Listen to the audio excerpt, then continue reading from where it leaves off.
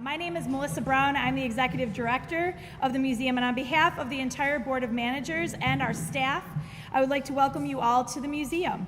We are honored to have been chosen as the official site to unveil this year's Buffalo Music Hall of Fame Class of 2017 inductees this morning. Such a beautiful morning. Here at the museum, we believe in celebrating the past, present, and future history makers. Today's event serves as a shining reminder of the city's rich history that plays such an important role in our community.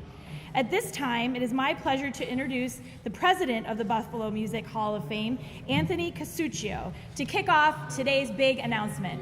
Welcome, Anthony. All right, thank you. All right. Thank you. I have to say it is absolutely fantastic to see everybody here today at this incredible museum. The Buffalo Music Hall of Fame was established back in 1983. It's a 501c3 nonprofit corporation that was created for the cultural enhancement and enrichment of Buffalo and Western New York through the region's musicians and music history. The organization's mission is to honor and protect the diverse cultural and musical heritage of our community through preservation, education, scholarship, and performance. And one way that we do this is through the Music Hall of Fame. To date, more than 300 members have been inducted, including outstanding musicians, performers, innovators, and non-performers who have made a special contribution to Western New York music and beyond. I know I say this every year, but this year's class of inductees is absolutely extraordinary. Their backstories on how they've impacted music on a local and national and international level is truly incredible. I'd like to thank Richard Sargent and the entire nominations committee for doing such an outstanding job on this year's selection process. Rich, thank you. Thank you.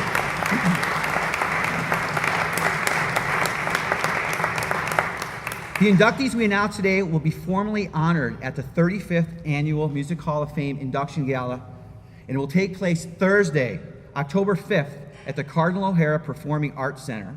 It's located at 39 O'Hara Road in Tonawanda, and we want to emphasize it is open to the public. We want everybody to come and share this with us.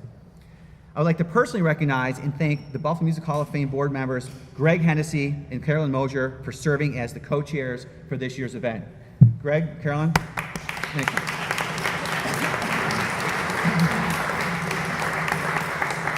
We are grateful for their hard work and dedication in making this year's the best event yet. I'd also like to thank the Buffalo Music Hall of Fame Board of Trustees and Advisory Board members for all their efforts in making this year's event possible. Thank you, guys, and there are a lot of them here today. Okay. At this time, it is my pleasure to introduce Congressman Brian Higgins from New York's 26th District, who will say a few words. Congressman, thank you. Well, thank you very much for the opportunity to be here. There's many familiar faces and voices here, which we all appreciate, coming from the Buffalo music scene. My good friend Bruce Mosier, could be wild, who's here today. And I'll tell you a story just about the uniqueness of Buffalo, and I think what's so unique about our city is its ability to facilitate the artistry of all of the people who have been honored and will be honored today. I was at an event in Washington, D.C. a few years ago. There was a member of Congress by the name of John Hall. John was the lead lyricist for the band Orleans. John was in a tough re-election race, which he lost, but there was a benefit concert for John that I was invited to with Jackson Browne, Graham Nash, and Bonnie Raitt.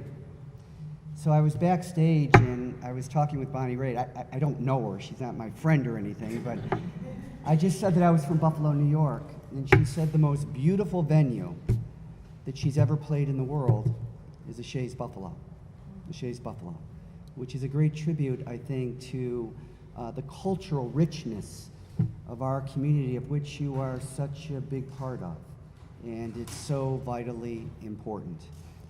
For the 10 inductees in this class, it is creative, it is eclectic, it is a manifestation of the beautiful artistry that you gift to all of us. And I am so honored to represent this community for a lot of reasons. I'm not a social member of Congress. My focus is Buffalo and Western New York. I think this is a great community. It's worth fighting for. I was a teacher of history and economics at Buffalo State College, and they gave me the opportunity to write and to teach a course called the Economic History of Buffalo and Western New York. And we have a unique history. Look at all the beautiful architecture in Buffalo. Louis Sullivan, Henry Hobson Richardson, Richard Upjohn, Louise Bethune, the first female architect in the United States. None of them were from Buffalo. They came to Buffalo because this was a place where they could get their vision turned into something real.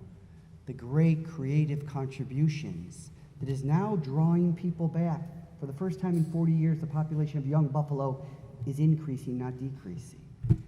Buffalo has been the story, the featured story in the Boston Globe, the Toronto Sun, the New York Times, the Washington Post, Forbes magazine, all extolling the virtues of this good and growing city, including its unique music contributions. So part of the induction here is Chauncey Olcott. He has a relative here. Where is he? Where is he? Right there. Sir, come up. Chauncey Olcott.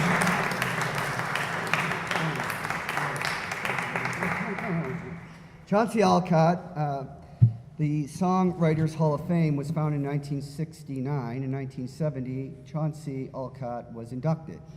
That tells you something about his stature. Born in 1858 in Buffalo, he grew up in Buffalo and Lockport before going on to co-write When Irish Eyes Are Smiling and My Wild Irish Rose. His career took him from minstrel shows to fame in London and then on Broadway. After his death in 1932, Warner Brothers did a film biography of his life called My Wild Irish Rose, and it starred Dennis Morgan as Olcott.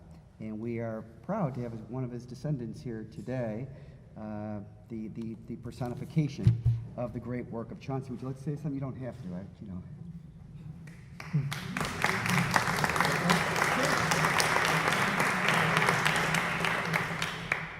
Well, it's a great honor for my grandfather and for our family, and I'm sure his Irish eyes are smiling up there somewhere. But it's a great honor for us, and we're very pleased, and we look forward to the gala. And thank you so much to the nominating committee for selecting Chauncey Olcott, my grandfather. Very nice.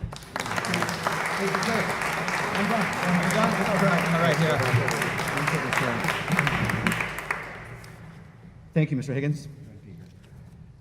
It was an honor to have you join the festivities today. And at this point, I'm going to hand over we don't have a microphone, we've got many microphones, but I'm going to hand over the festivities to Joe Head, the class of 1992, and Mark Panfield, class of 2016, who will announce this year's inductees. Joe? Thank you. Mark?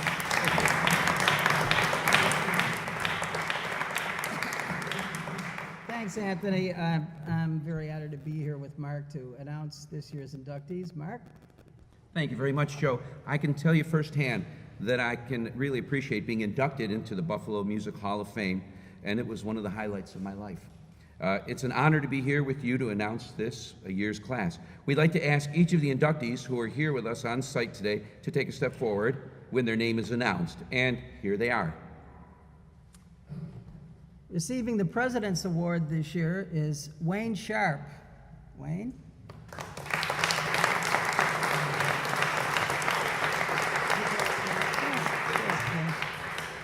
You've heard Wayne Sharpe's music, you probably just didn't know you did. Mr. Sharpe has composed the theme music for CBS Evening News with Scott Pelley, the CBS election coverage theme, the Miss Universe theme, and too many more to mention here. He's been heard in India too, and he has composed the themes for multiple Hollywood extravaganzas. Wayne Sharpe. Thank you. Thank you very much.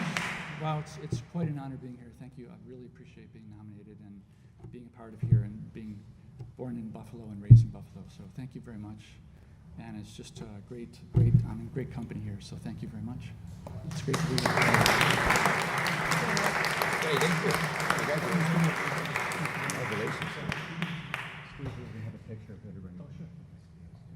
The Legacy Award recipient, Mike Phelps, does one thing, but he does it incredibly well. He's a first-choice drummer for sessions and live performances with a collection of recording credits that just goes on and on. He's also one of the house musicians at the Sportsman's Tavern. Phelps is also one of the masters of the Buffalo Shuffle. Mike Phelps, everyone.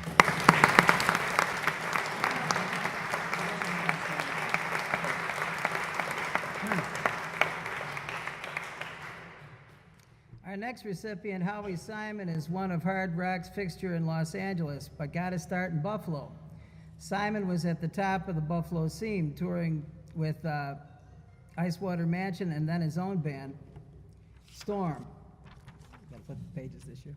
Warning, storm warning, before moving to LA in 1994. Since then, he has toured Europe multiple times with hard rock's singer-songwriter Ken Tamplin, recorded internationally with Jeff Scott Soto, and became known as one of the premier LA players for jam sessions and teaching.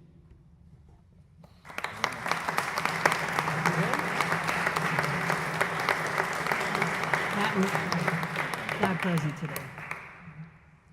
All right, this one is particularly important to me.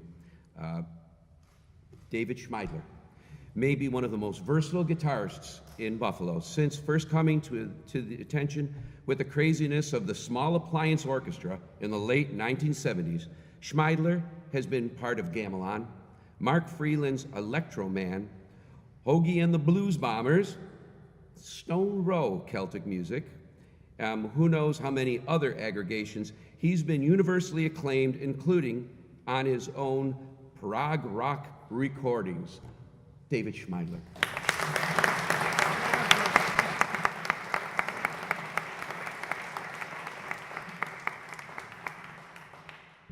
In the performer category is Terry Buckwald.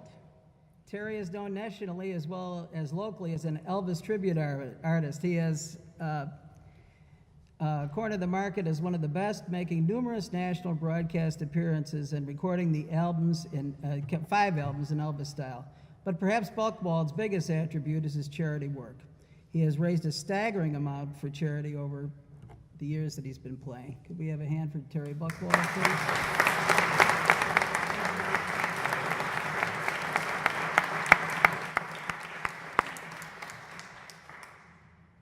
Mark Linsner is one of the area's leading drummers and leading drum teachers. He is known for his playing with The Need, J.J. Swing, and many other groups, but perhaps even more for his teaching and instructional books. He's the author of 3 books on drumming.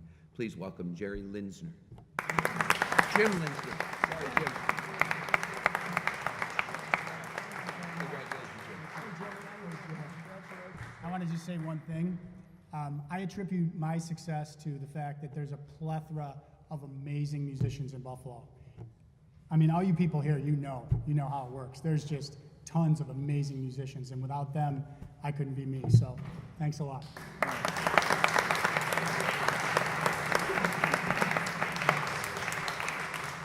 Before I start this next one here, I would just like to say this next individual is one of the nicest, sweetest individuals I have ever known. Great singer, great songwriter, Alison Pipitone. You're not done yet, though. No, come on up.